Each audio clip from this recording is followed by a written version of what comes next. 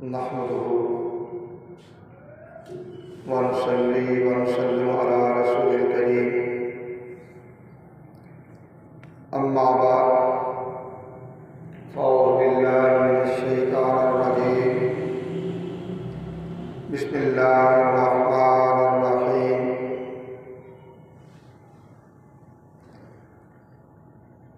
وأقيموا الصلاة وآتوا الزكاة واركعوا مع الراكعين صدق الله مولانا العظيم إن الله وملائكته يصلون على النبي يا أيها الذين آمنوا صلوا عليه وسلموا تسليما الصلاة والسلام عليك يا سيدي يا رسول الله وعلى آلك وأصحابك يا سيدي يا حبيب الله الصلاة والسلام عليك يا سيدي يا ختم المرسلين وعلى آلك وأصحابك يا سيدي يا رحمة للعالمين۔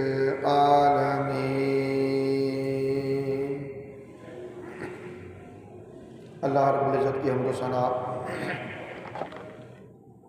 اور اس کے پیارے حبیب حضور احمد مجتبیٰ محمد مصطفیٰ علیہ طیت و ثنا کی بارگاہ بے کس پناہ میں ہدیہ درود و سلام کے بعد حاضرین و سامعین محترم، اللہ رب العزت کا بے پایاں فضل و احسان ہے جس کی توفیق سے ہم جمعۃ المبارک کی ان بابرکت ساعتوں میں اللہ کے گھر میں حاضر ہیں۔ عنوان گفتگو کے طور پہ قرآن حکیم کی معروف آیت کریمہ تلاوت کرنے کا شرف حاصل کیا، جس سے ہمارا مقصود آج کی اس نشست میں زکوٰۃ کے حوالے سے چند معروضات آپ کے گوش گزار کرنا ہے۔ اللہ تعالیٰ نے ارشاد فرمایا اقیموا الصلاۃ وآتوا الزکاۃ، اور نماز قائم کرو اور زکوٰۃ ادا کرو، وارکعوا مع الراکعین، اور رکوع کرنے والوں کے ساتھ رکوع کرو۔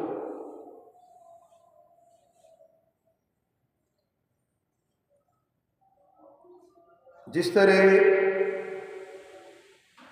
نماز فرض ہے، اسی طرح زکوٰۃ بھی فرض ہے۔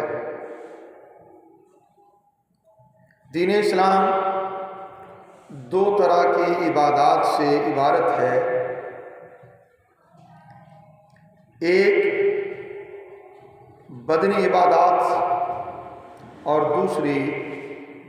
مالی عبادات۔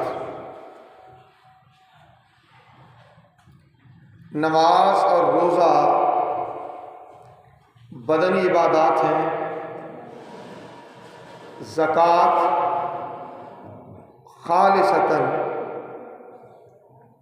مالی عبادت ہے، اور حج ہر دو عبادات کی جامع یعنی بدنی عبادت بھی ہے اور مالی عبادت بھی ہے۔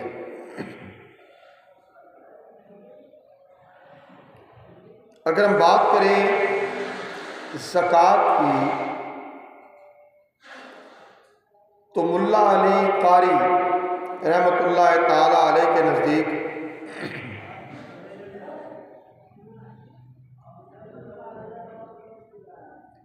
صدقہ فطر 2 ہجری کو مدینہ منورہ میں فرض ہوا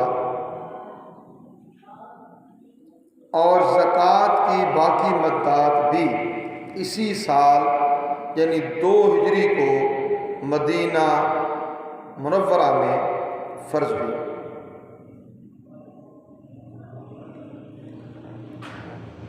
اور آگے وہ لکھتے ہیں لیکن معتمد یہ ہے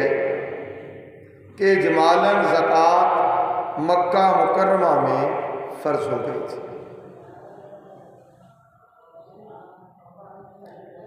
زکوٰۃ وہ عبادت جس کا حکم اللہ تعالیٰ نے دیا، جسے رسول کونین صلی اللہ علیہ وسلم نے نافذ فرمایا، اور حضرت سیدنا صدیق اکبر رضی اللہ تعالی عنہ کے عہد مبارک میں جب فتنہ انکار زکوٰۃ نے سر اٹھایا، بہت سے لوگ مال کی محبت میں زکوٰۃ دینے سے انکاری ہو گئے۔ ان حالات کو دیکھتے ہوئے حضرت سیدنا عمر فاروق اعظم رضی اللہ تعالی عنہ نے حضرت سیدنا عمر فاروق اعظم رضی اللہ عنہ نے سیدنا صدیق اکبر خلیفۃ المسلمین سے یہ عرض کیا کہ چونکہ لوگ نئے نئے مسلمان ہوئے ہیں، پوری طرح اسلام کی محبت ان کے رگ و پے میں ابھی نہیں بسی، لہذا آپ زکوٰۃ کے معاملے میں تھوڑی نرمی کر لیں۔ تو سیدنا صدیق اکبر رضی اللہ تعالیٰ عنہ نے ارشاد فرمایا کہ عمر، میں نماز اور زکوٰۃ ہر دو کی فرضیت کے معاملے میں کوئی فرق نہیں رکھتا۔ عہد رسالت امام صلی اللہ علیہ وسلم میں جو شخص ایک اونٹ کی رسی تک بھی زکوٰۃ دیتا تھا، میں تب تک اس سے جہاد کروں گا جب تک وہ ایک رسی بھی زکوٰۃ کے طور پر بیت المال میں جمع نہیں کرتا۔ چنانچہ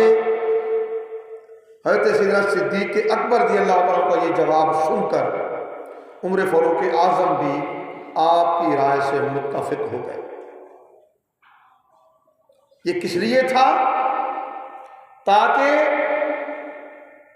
دین کی عائد کردہ فرائض میں کبھی کوئی رخصت کے پہلو نہ نکلے۔ مال کی محبت کہیں اس فرض کی ادائیگی سے اہل ایمان کو دور نہ کر دے۔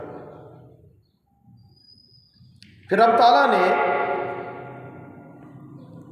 اسی زکوٰۃ کو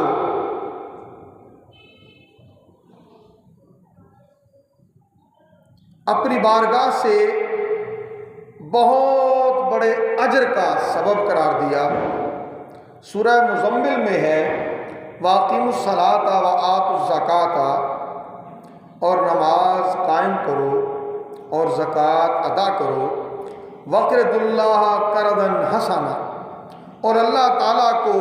اچھا قرض دو۔ وَمَا تُقَدِّمُوا لِأَنفُسِكُم مِّن خَيْرٍ تَجِدُوهُ عِندَ اللَّهِ هُوَ خَيْرًا وَأَعْظَمَ أَجْرًا، جو تم اپنے واسطے آخرت میں بھیجو گے اسی کو تم اللہ کے پاس بہتر اور زیادہ ثواب کی شکل میں پاؤ گے، زیادہ ثواب کی شکل میں پاؤ گے۔ اور پھر رسول کونین صلی اللہ علیہ وآلہ وسلم نے مختلف احادیث میں زکوٰۃ کی نسبت جو مختلف حکمتیں بیان کی، پھر اس کے بعد معاشرتی طور پر اس سے جو فوائد حاصل ہوتے ہیں ان پر تھوڑی بات کریں گے اور ان حکمتوں کو جاننے کی کوشش کریں گے کہ رب تعالیٰ نے اگر حبیب کریم صلی اللہ علیہ وآلہ وسلم کے امتیوں پر زکوٰۃ فرض کی ہے تو اس میں حکمتیں کیا ہیں۔ مگر اس سے پہلے یہ جان لیجئے کہ جس طرح کثرت سے 700 سے بھی زائد مرتبہ قرآن حکیم میں نماز کے قائم کرنے کا حکم دیا گیا ہے، تو نماز کے بعد جس فرض کی ادائیگی کا حکم اللہ پاک نے دیا ہے وہ عطائے زکوٰۃ ہے، وہ زکوٰۃ کی ادائیگی ہے۔ اور اکثر مقامات پر اقیموا الصلاۃ وآتوا الزکاۃ، یقیمون الصلاۃ ویؤتون الزکاۃ، ایسے کلمات کے ساتھ نماز اور زکوٰۃ دونوں کو اکٹھا رکھ کے اللہ تعالیٰ نے بیان فرمایا ہے۔ زکوٰۃ کا لغوی معنی سمجھنا چاہیں تو زکوٰۃ کے لغوی معنی ہے پاکیزگی، بڑھنا، برکت اور مدح، اور ان میں سے ہر معنی زکوٰۃ کے لیے قرآن کریم میں بھی اور حدیث نبوی میں بھی استعمال ہوا ہے، اور حدیث نبوی میں بھی استعمال ہوا ہے۔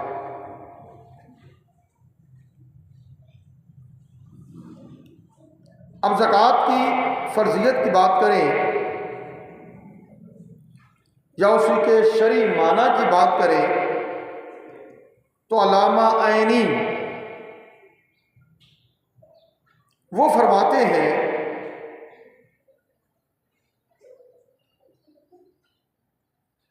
اطاع جزء من النصاب الحول الى فقیر غیر ہاشمی، کہ سال گزرنے کے بعد نصاب معین سے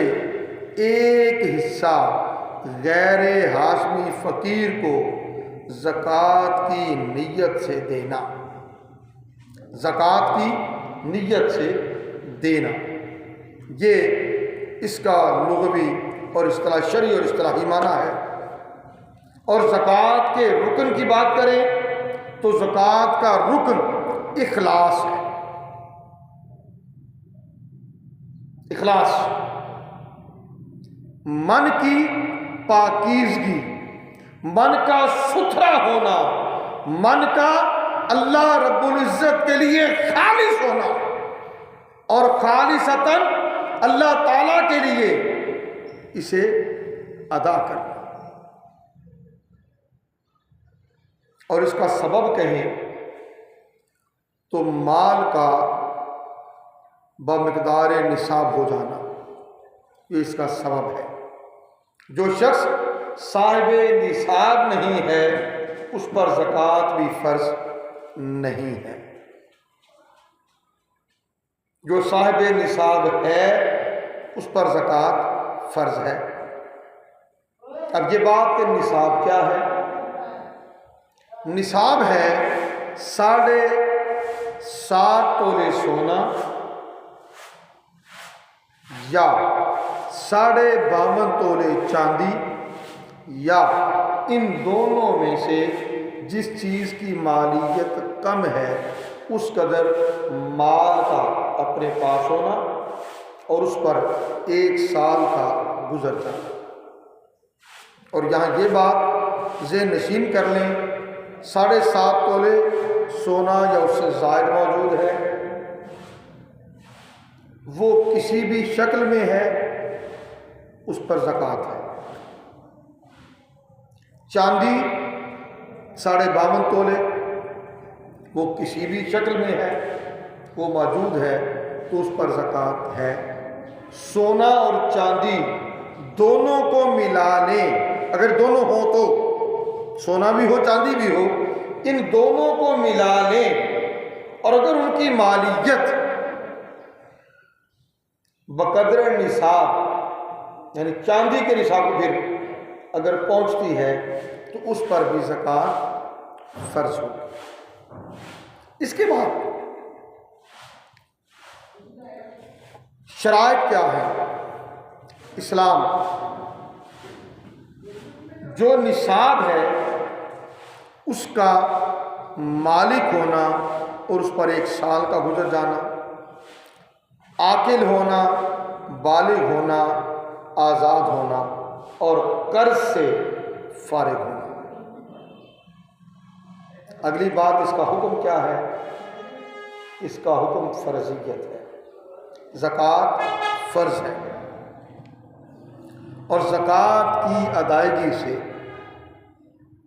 فرض ساقط ہو جاتا ہے اور دنیا و آخرت میں ستائش اور بارگاہ ربوبیت سے اجر و ثواب کا استحقاق ملتا ہے۔ اب آ جائیں زکوٰۃ کی حکموں کی طرف۔ اب اس حکمت کے بیانیے کے لیے اولاً میں قرآن کریم کی آیت سورہ توبہ آیت 103 عرض کر رہا ہوں۔ اللہ تعالیٰ نے رسول کریم صلی اللہ علیہ وسلم سے فرمایا،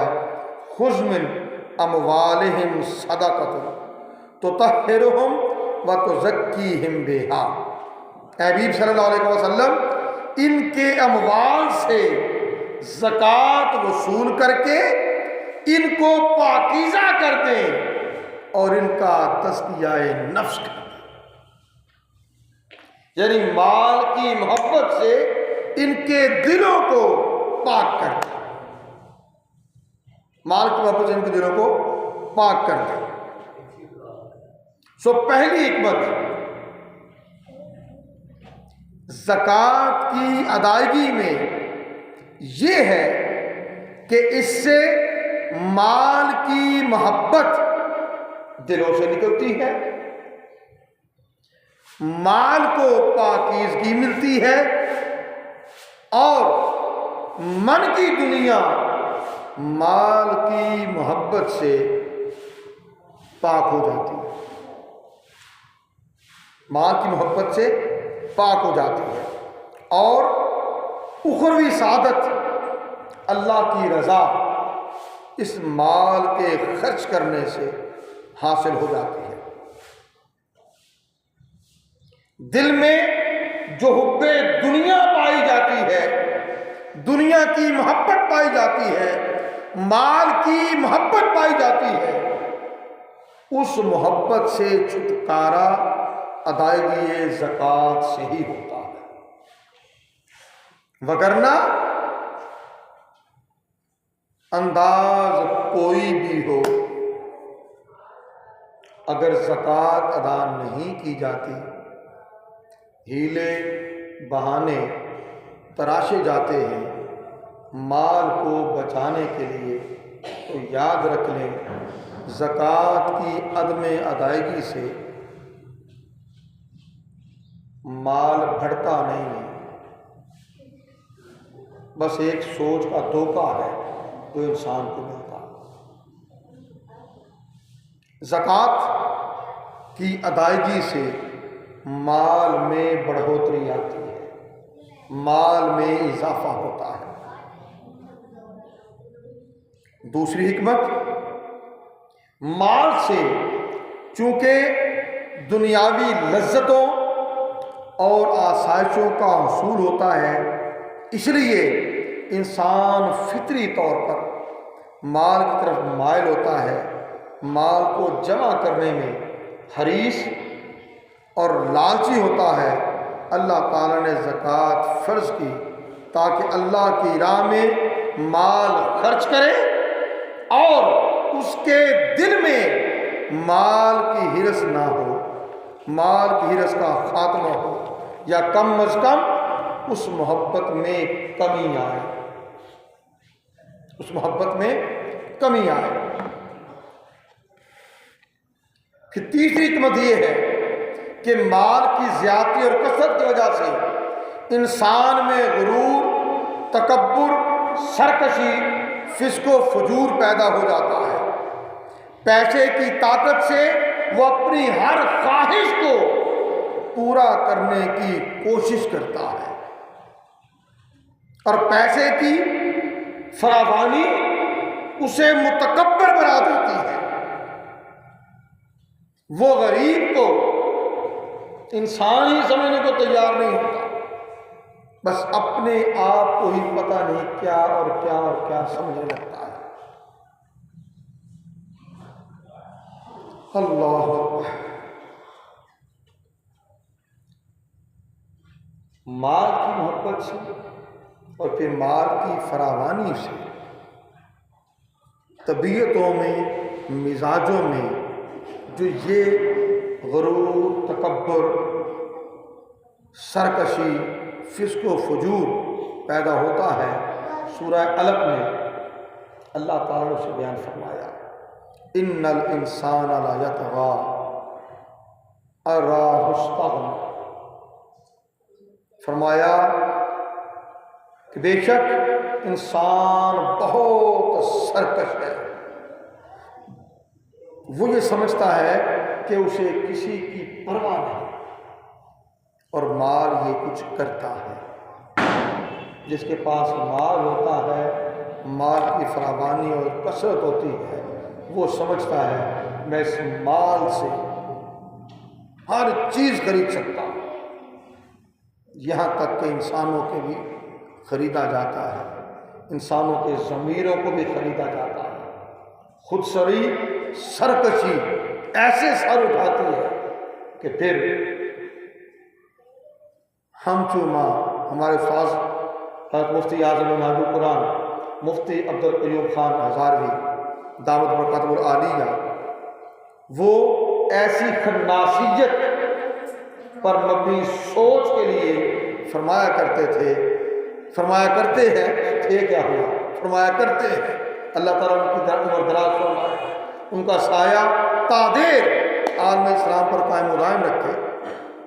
فرمایا کرتے ہیں کہ جہاں یہ سوچ پیدا ہوتی ہے، بندہ متکبر ہوتا ہے، سرکش ہوتا ہے، خناسیت اس کے ذہن میں آتی ہے، تو وہ گویا یوں ہی سوچتا ہے ہم چو ماں ڈنگرے نیست، میرے جیسا ڈنگر اور جانور اور کوئی نہیں، میرے جیسا ڈنگر اور جانور کوئی نہیں ہے۔ تو زکوٰۃ کی فرضیت اس سرکشی کو اور اس فسق و فجور کو کم کرتی ہے اور اسے اللہ تعالیٰ کی رضا جوئی کے حصول کی طرف متوجہ کرتی ہے۔ رسول کریم صلی اللہ علیہ وآلہ وسلم نے ارشاد فرمایا، تخلقوا باخلاق اللہ، اللہ تعالیٰ کی صفات سے متصف ہو جاؤ، اور اللہ تعالیٰ کی صفات میں سے ایک صفت یہ ہے کہ وہ بھوکوں کو کھلاتا ہے، ناداروں کی ضروریات پوری کرتا ہے، مصیبت زدہ لوگوں کی مصیبتیں دور کرتا ہے، اور مسلمان پر زکوٰۃ کی فرض کی ادائیگی کے ذریعے اللہ تعالیٰ کی وہ صفت اسے عطا ہوتی ہے اور وہ وصف رزاقی کے رنگ میں اپنے آپ کو رنگتا ہے۔ اللہ عطا کرتا ہے، اللہ دیتا ہے، اور بندہ اللہ کے اخلاق میں مال کے خرچ کرنے کے ذریعے اپنے آپ کو رنگنے کی کوشش کرتا ہے، اور جب وہ خود کو اللہ کے رنگ میں رنگتا ہے تو قرآن خود گویا ہوتا ہے صبغۃ اللہ ومن احسن من اللہ صبغۃ۔ اللہ کے رنگ اور اللہ کے رنگ سے اچھا کون سا رنگ ہو سکتا ہے؟ کوئی رنگ اللہ کے رنگ سے اچھا نہیں ہو سکتا۔ اور مال کے خرچ کرنے میں یاد رکھ لیں اللہ تعالیٰ کی وہ شان رزاقیت، اللہ کی وہ شان ربوبیت، اس کا رنگ جھلکتا ہے، اس کا رنگ جھلکتا ہے کہ وہ اپنے بندوں کو کھلاتا بھی ہے، پلاتا بھی ہے، ان کی حاجتیں پوری بھی کرتا ہے، ان کی ضروریات کی کفالت بھی فرماتا ہے، اور ہر شخص کو کھانے کو بھی فراہم کرتا ہے، پینے کو بھی فراہم کرتا ہے، پہننے کو بھی فراہم کرتا ہے۔ اس کا اپنے بندوں کی ضروریات کی کفالت کرنا۔ بندہ جب یہ سوچ لیتا ہے کہ میں بھی اگر مجھے رب تعالیٰ نے مال دیا ہے تو اپنے اس مال کو اللہ کی راہ میں خرچ کروں گا، اللہ کے بندوں کو دوں گا، تو جہاں میرا فرض ادا ہوگا وہیں مجھے اللہ تعالیٰ کے اخلاق کی خیرات بھی ملے گی۔ وما علینا الا البلاغ۔